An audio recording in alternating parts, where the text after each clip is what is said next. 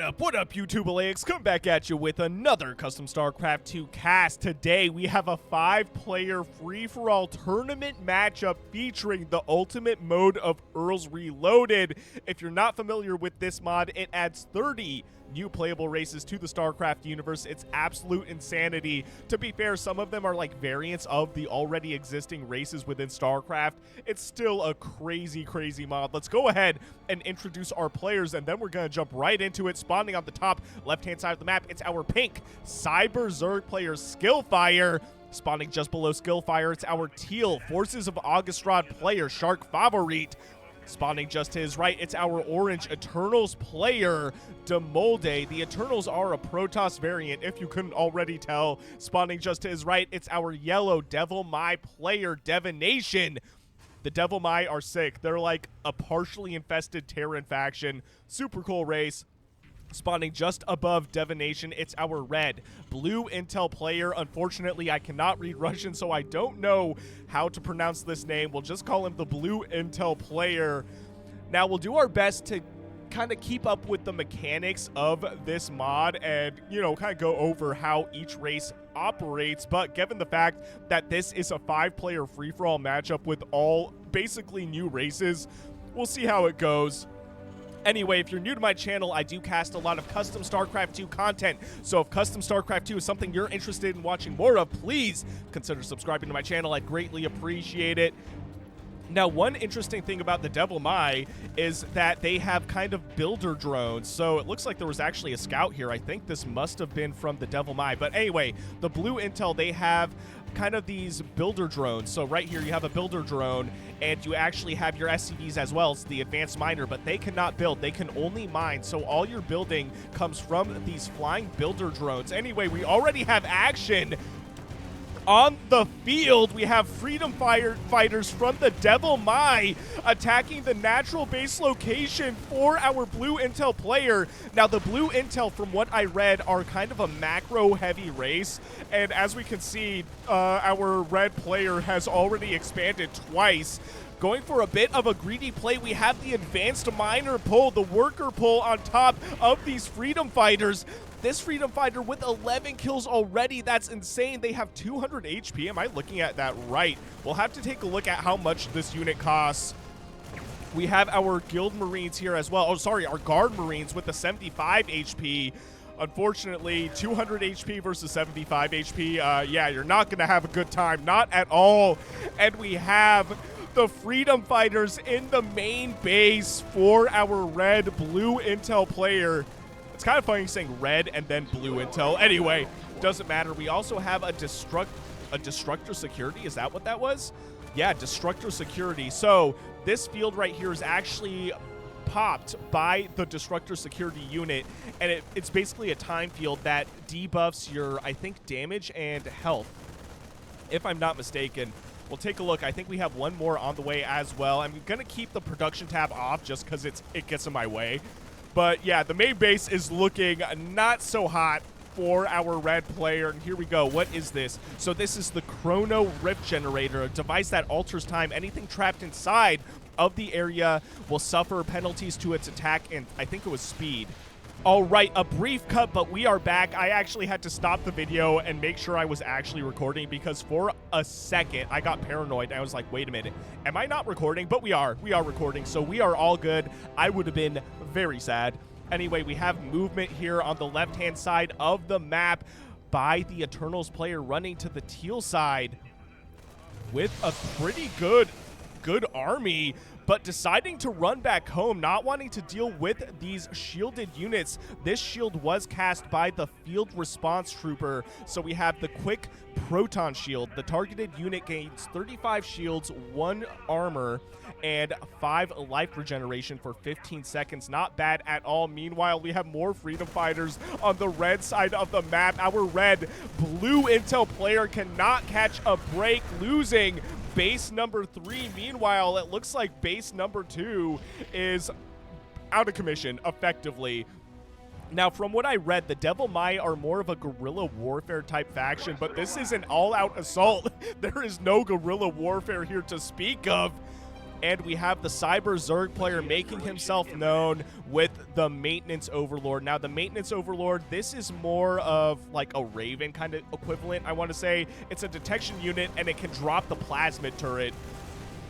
But SkillFire will see that there is a lot of scary stuff by our yellow player and will run back home. Luckily, that was effectively a free, free unit that Overlord dropped. We'll see what DeViNatioN decides to do. I mean, we have one center of basic operations, our command center equivalent, being built by the builder drone, but our red player deciding, hey, look, maybe I shouldn't do that. And here we go. We have a base number 3 being placed down for our yellow player. Meanwhile, I think we had what was a cloaked drop. Is that correct? No, it's a regular drop, but we do have the Delta Cloaking Field ability. Once this is researched, this Field Response Theta dropship will be able to cloak. A cloaked dropship is absolutely insane. But here we go, our first victim of the game. The red-blue intel player has been defeated. What a crazy start to the game by DeViNatioN. And now we have a big engagement kind of in the middle of the map. That flash of light you see, I believe, is by the Cremator, which is our Colossus equivalent. And here we go, we have the drop in the main base as well. All these workers going down. I think DeMolde is distracted by the engagement, and this is what I was talking about. Here we go, we have a cloak dropship now. Absolutely disgusting. Absolutely disgusting, but I am here for it. A cloak dropship is just something I cannot be mad about, at least when I'm watching it. If I was playing against it, maybe I'd be a little bit more sad. And SharkFavorit actually going for the drop to the yellow player as well, doing so much damage. How is DeViNatioN going to react to this? Will pull some workers, but lost quite a few as well.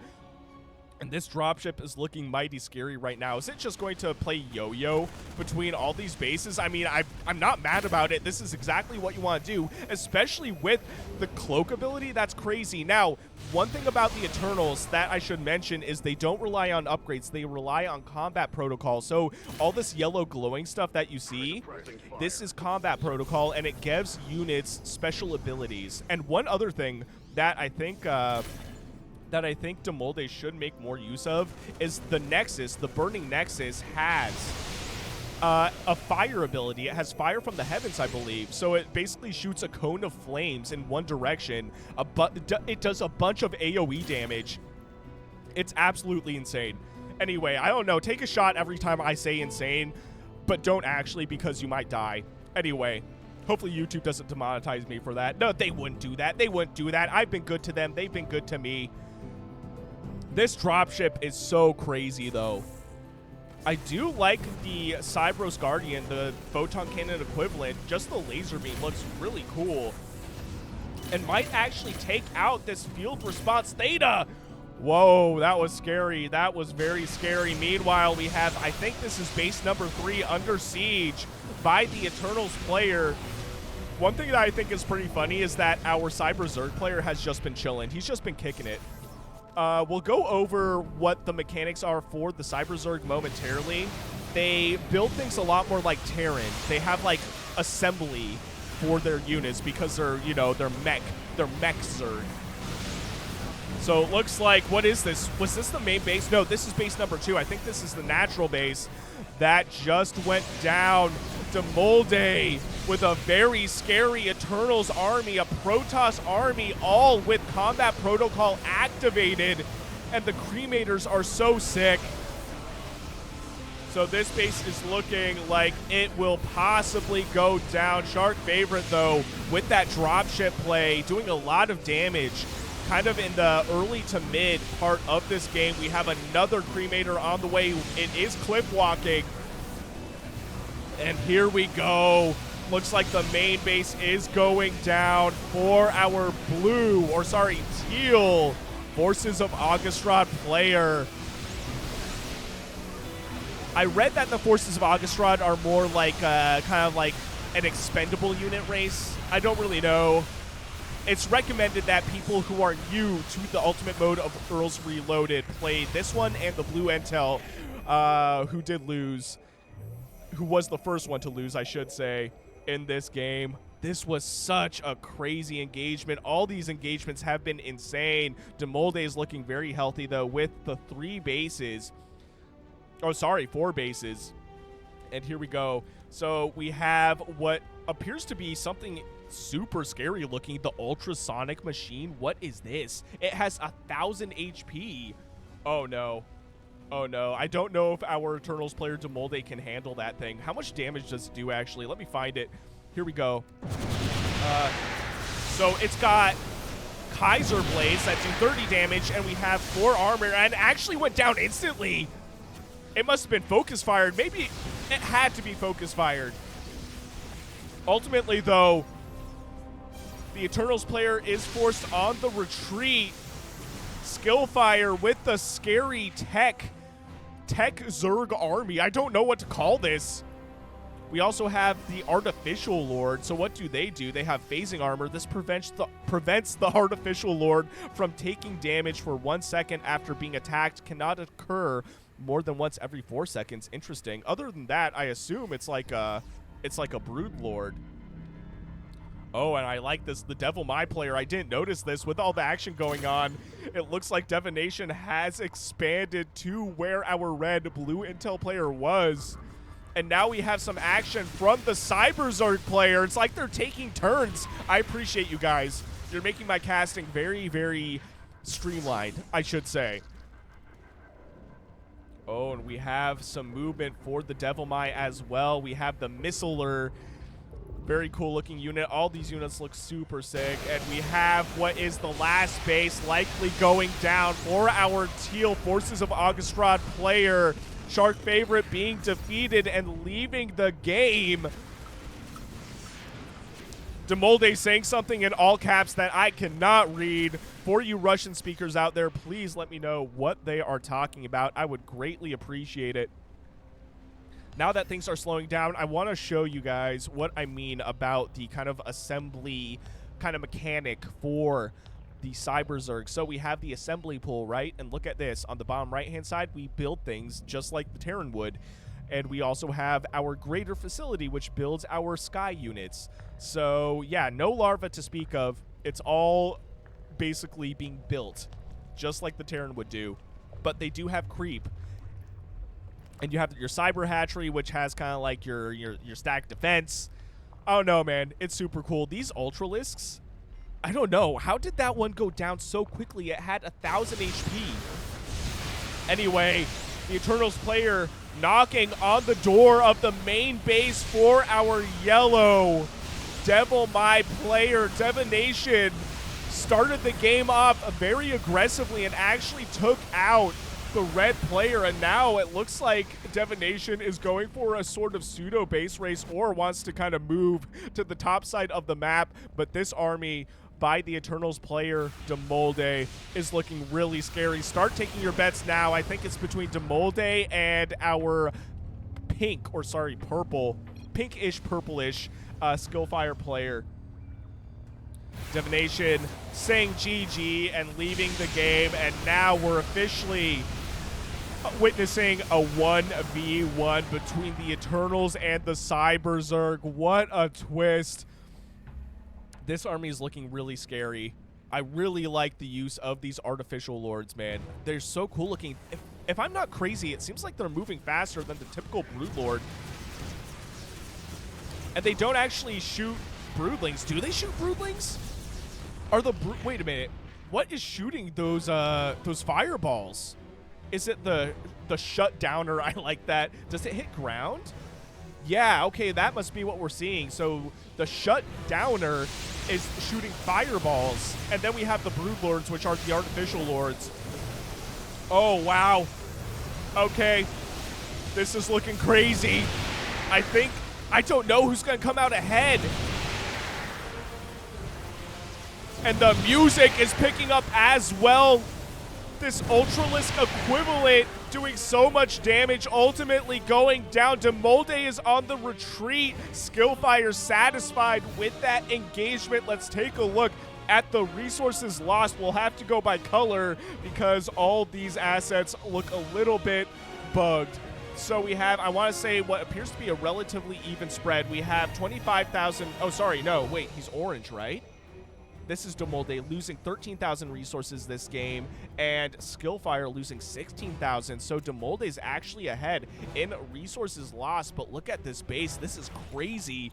We have expansions all over the map. Let's take a look at the units.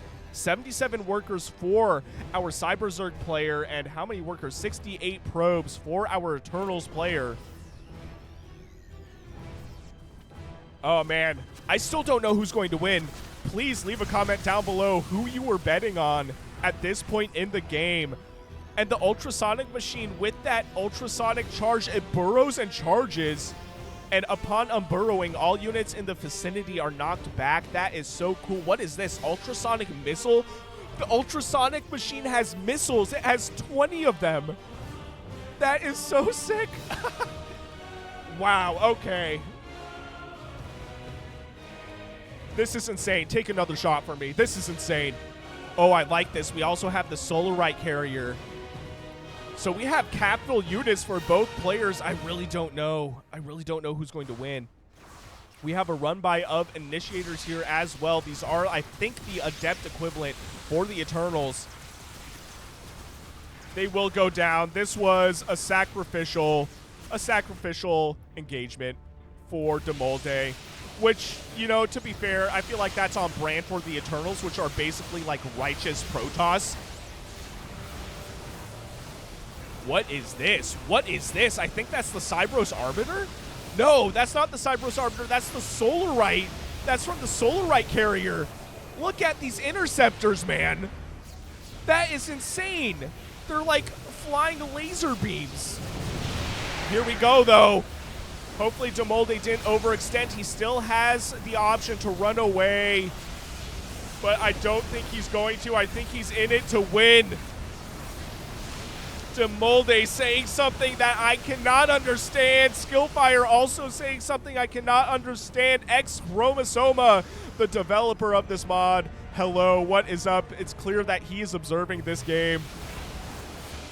And I'm pretty sure that's all she wrote. We'll see, though. Taking a look at the resources that our pink Cyber Zerg player has. How many resources does he have? Not a lot. 600, 700 minerals, 3,000 gas. I mean, you don't want to be floating that much money, but just comparing it to what our Eternals player has, he's got a bunch of money. He's virtually maxed out. We also have the core vessel, which is our mothership equivalent for the Eternals.